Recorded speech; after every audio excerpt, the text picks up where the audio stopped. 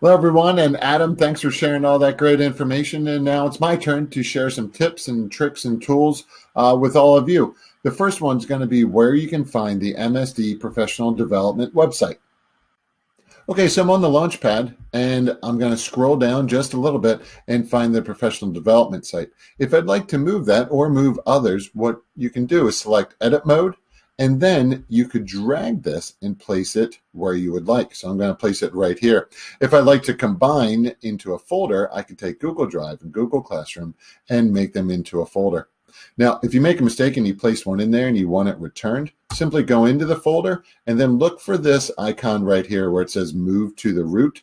When you do that, it will then go ahead and move it back to where it was. And if you like to remove a folder, you can simply select the X. Also, just to point out, there are different icon styles if you like the way that looks, as well as the sizes, as well as font sizes, the palettes, and wallpapers. So I wanted to point that out.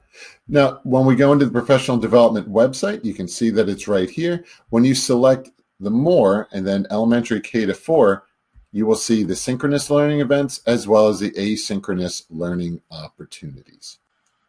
So the first tool I'm going to talk about today is the one I'm using to record this, which is Flipgrid.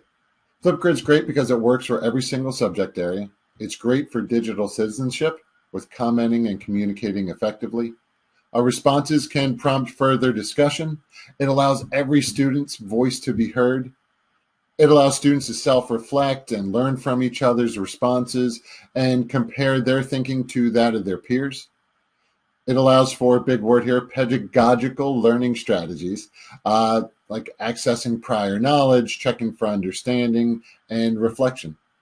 It also allows you, the teacher, to quickly and easily create a video in shorts that you could share the information you'd like to share with your students. Maybe it's a morning message where instead of writing it out, you could even go ahead and create a short video in shorts to send on to your students and place in the stream. Plus, in Flipgrid, there are a lot of cool effects, so you can go ahead and you could change some filters if you want. Always kind of fun. You could even go ahead in and add some emojis, do some frames if you'd like to add some frames. Always kind of fun to add those.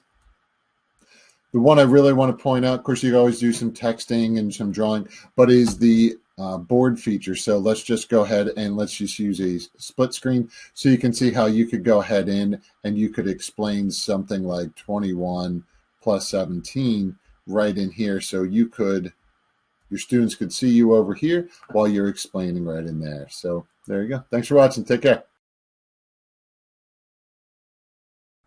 The next tool I'm going to talk about is Cami. Cami allows you to take that existing document that you would typically hand out in class and turn it into a document that students can write, draw, type, annotate, comment, insert pictures, sign, etc., and turn in Google Classroom.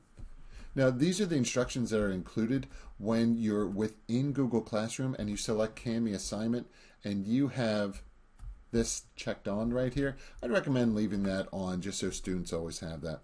What I'm going to do now, though, is I'm going to go ahead into the extension and I'm going to include some annotations for my students prior to placing it in Google Classroom. So real quickly, here's how you can do it. Again, select the extension and then the PDF that I have is on my computer. So I'm going to select this right in here and then select Open. Now you have all these options over here. So of course you could go ahead, if you wanted to add some more information, you could put a text box and you could say, check here or whatever it is you'd like. You could also go ahead in and you could add some highlighting as well if you'd like to do that. So if you'd like to mark some things up, if you'd like to remind them of certain things, you could certainly highlight those options in there as well. Again, just as a reminder, if you want to undo some things, you can undo them. But the one I want to show you right now is the ability to go ahead in and the ability to add voice comments. So what I'm going to do is I'm just going to go over here and I just want to read this a little bit here. So if I highlight there, I just have to allow my microphone and then I could read this aloud. Mental math and estimation. I can stop, I can listen to it again, and then I could go ahead through and I could do this one right down here as well. Of course, if you make a mistake, you could always undo it. And then add again. I'm just going to go through right here. Mental addition. Add mentally. First add the tens, then add the ones. Okay, so you can see each time there's a little plus there, or the little circle, they will go ahead through there and read that. And then, of course, you can come down and add whatever it is you like. So if you want to start here, 24 plus 55. And 24 plus 50. So you can see how you can go through. Now, when you're ready, what you can do is you can download, and you can download with the annotations, and then select Begin Export. And then you could add that directly in your Google Classroom for your students to have those annotations ready to go. There you go. Thanks for watching. Take care. Bye-bye. The next tool we're going to take a brief look at is Screencastify. Screencastify is great to be able to show something real quickly and easy. So for example, maybe you wanted your students to have the Launchpad as a bookmark. So what you could do is come up into Screencastify, and then you could select Record, and then select Share. Nice little countdowns here. So what you could do is say, hey, on your Launchpad, what you can do is, if you don't, Control-Shift-B will show your bookmarks. And then what you can do is you can just click here and drag it down if you'd like, or you could come over here to the right, and then you could simply select Bookmarks and then bookmark this tab, or select Control D. And then when you're ready, you can go ahead and stop. And then you could go ahead and, just to share this real quickly, you can just copy this shareable link if you like to share it that way, and you could post that directly into Classroom, or you could share to Classroom from here. You also have your other options as well, where you could go ahead and you could export the audio only. This is really helpful, especially if you're going to be reading directions aloud. So for example, inside of a Google slide. So I wanted to point that out. There are other options as well as going into the editor and checking those things out. Of course, remember to rename things. So I can just call this sample for right now. So it's easy to find later on. Also, just a brief reminder, there are more options here. If you go in, you can go ahead and you can change these settings as well if you'd like to. Again, when you do go in though, when you typically go in to share the copy a shareable link, it will change it so it will, as you can see, it does change it so it's available for others to see, so you can share it with them. Thanks for watching. Take care. Bye-bye. Okay, the next tool we're briefly going to take a look at is Jamboard. So Jamboard is great for brainstorming ideas, sorting ideas by colors, and going in and drawing lines to connect important ideas. Basically a whiteboard, if you will. So you can access Jamboard by going through Google Drive, and then you can select Google Jamboard here. You could always select or type in jamboard.google.com. What I'm going to do here though is I've already started one, as you can see right here. So I just created one, and what I'm going to do is I'm just going to go ahead and I'm going to add in this half circle here. So let's go ahead in. I added a half circle, and I want to change the color. Let's change it to purple. Okay. Now I had previously shared this just by going into share, and then just shared it with my personal account, so you can see right in here. So I'm going to go ahead and I'm just going to show it to you real quickly. How right here on the left is my school account, and the right is my personal account. So if I was a person working at home or working with whomever, and I wanted to add something, so for example a pen, I could go ahead through, and you can see pretty much in live time it shows up right away. There we go. So you can see that information. You can see some other things. You can add some sticky notes. You could add images. Again, you can change the specific circles and squares and so on and so forth. You could add a text box. You can even do a laser. And if you'd like, you could go ahead and you could add a new page just by going up in here. It's called a frame. Just by going to the new frame, and then you could just go ahead in here, and there we go. So there's a square. So you can see right up in here, it went to the second frame. So we can go from there. So people can be working on things together remotely. Thanks so much for watching. Take care. Bye-bye. Hi everyone, in this brief tutorial we're going to take a look at Edpuzzle. Just a reminder, Edpuzzle allows students to watch and engage with videos while you gather some data. So you can always search for an Edpuzzle right up in here. So maybe American Revolution is something you're interested in. Or if you'd like, you could go into curriculum. And when you select curriculum, you can then select, in this example, we're going to select elementary. And then you have your options here. You can select by subject, and you can go ahead through. And you can see right up in here the cookies that are right up in here. So if you want, you can always go back and you can search by math as well. And you can even search by date, by name, or by duration. So you can search through those. You can also come over here and you can see where we're going to search by subject, grade level within Methacton. So there's possibility that somebody had something that you want to take a look at. So right in here, let's just say Bill of Rights, or maybe even something like characterization. So let's select characterization right now.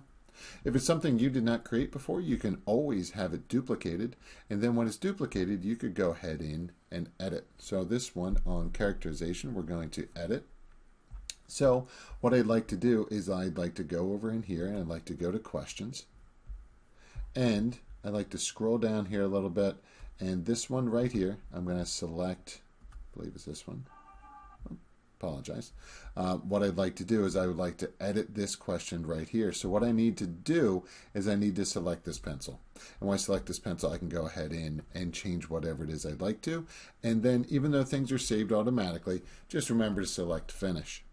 Now when it's finished, you can go ahead in and you could assign this right away into your class by selecting right up in here. You can select your class that you've added. If you haven't added a class, just make sure to select add new class, and then you can select assign. Now we're going to close out of here right now. And just a reminder as well, you can always go back to the gradebook to check to see how students have done. If you have any questions, let me know. Thanks for watching. Take care. Bye-bye. In this tutorial, we're going to take a look at sharing settings as well as the importance of the incognito window in Google Chrome. So let's say you want to share this slide. You can go into share. And then what you need to do, if you're going to share this with people in Methacton, you need to come down in here and change link to Methacton School District because this is still locked. Now you can see anyone in Methacton can view it. Of course, if you want to change it, you can change it to commenter as well as editor. Now, if we copy this link right here, and if you were going to send that on to a family, this is something I would recommend always checking out, is going into an incognito window. Whenever you're sharing a document or a slide with others, do Control V and you can see what it looks like from an outsider's view. This incognito window means you're not logged in at all to your Methacton account. So we're going to close out. And now what we're going to do is we're going to change it. We're going to select right in here to anyone with the link. And you'll see it being updated right in here so they can view it. Of course, you can always go in and change this as well. But if you're going to do anyone with the link, I would leave it as a viewer. Make sure to select copy link and then go up to the incognito window. Again, you can always do Control-Shift-N, Control-V to paste. And then now you can see it's right here. And you can see that this is view only. Of course, other users will be able to see that you're on it. So for example, if I go back up in here, you can see right in here that someone is on this. And again, it's anonymous because it is in an incognito window. So they're not logged into a Google account. So that is the importance of sharing settings and the incognito window. If you ever want to go back and change it, you can, of course, do that by going into share and then change again. And then you could just change this again to restricted. And then we can select done. And if I go back in and I refresh this, you can see that it is no longer available. Thanks for watching. Take care. Bye-bye.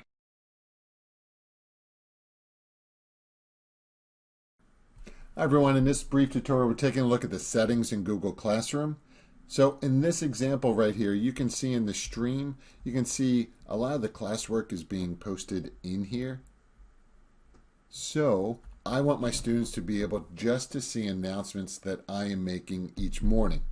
So what we can do is go into the settings gear, scroll down, and then instead of the condensed notifications, I'm going to hide notifications for classwork on the stream, as well as this one here. The students can only comment. if you want, they can post and comment as well. The thing to note, though, is that when this does go through and they post and comment, each student does get an email with that. So I wanted to let you know. So if we select Save, when the students then go in, they will see in the stream just those announcements that you are making. Students can then go into classwork and check the classwork that they have, and then they can always send you a private comment if they would like to. Thanks for watching. Take care. Bye-bye.